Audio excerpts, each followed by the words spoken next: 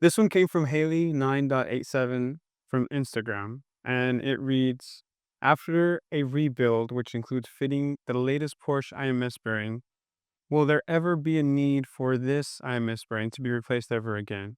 Or, with good oil and maintenance, is this something that should no longer be a concern? Thank you so much for this Q&A with Brandon. Looking forward to it.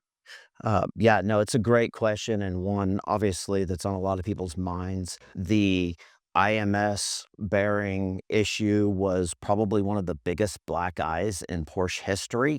And so how they addressed it was by increasing the size of the IMS, which is what came out in the M97 997.1s and 987 Caymans and 911s. And what they essentially did, I think initially they were wanting it to be field replaceable, which is why they went with a smaller bearing. The first bearings, the dual row bearings, actually had pretty good specs on them. And then they switched over to a single row bearing.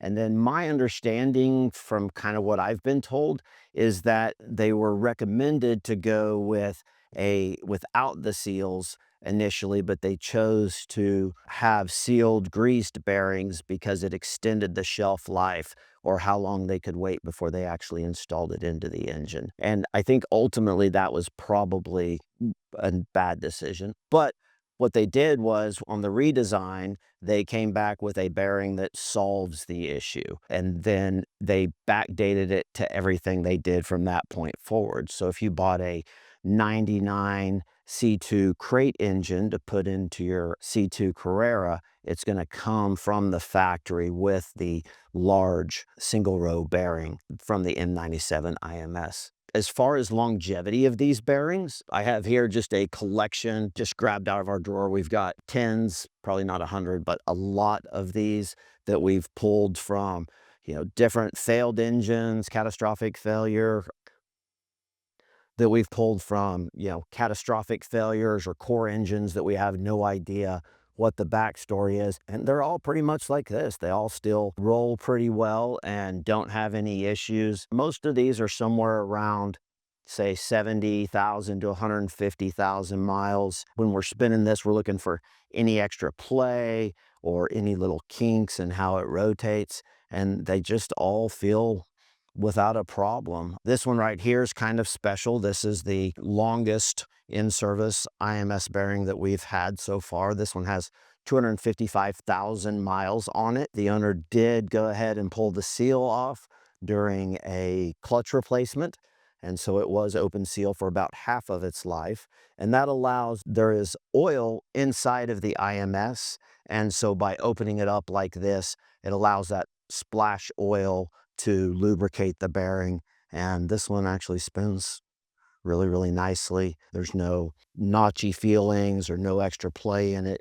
It's just a solid bearing. So every rebuild we do, we take the same approach as Porsche. We backdate the M97 IMS to it. Hardtech, one of our partners out of the UK, has a M97 IMS that they make that is essentially available in both a Hyvo and a bicycle chain for the early 99s and some of the 2000s to be able to backdate that large bearing IMS to every build we do. We also, if either in those or if a large bearing IMS that comes through, then we simply pull the old bearing out like this and we replace it with a new SKF 6305 C3 bearing, which comes without the seals.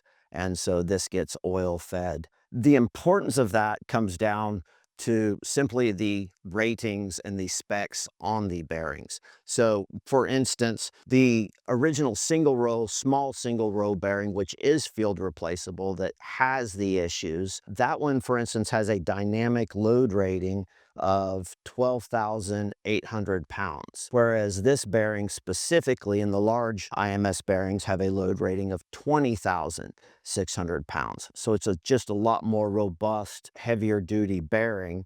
And then the importance of the seals versus no seals has to do with the RPM ratings of the bearings. And so if the bearings are sealed with grease, they're rated for about 8,000 RPMs, which is beyond the 72, 7,300 RPM red line of the engines, but there's just not a lot of margin there. Whereas this bearing, once you remove the seals and you move to splash oil fed from the IMS, then that increases the rotational rating of the bearing to 13,000 RPMs and just provides that much extra cushion and protection from anything happening. So essentially, does this need to be replaced? Probably about the same time that you do your next rebuild. It's going to typically last longer than the main bearings and the rod bearings, and so it is no longer considered a weak point of the engine once that upgrade takes place.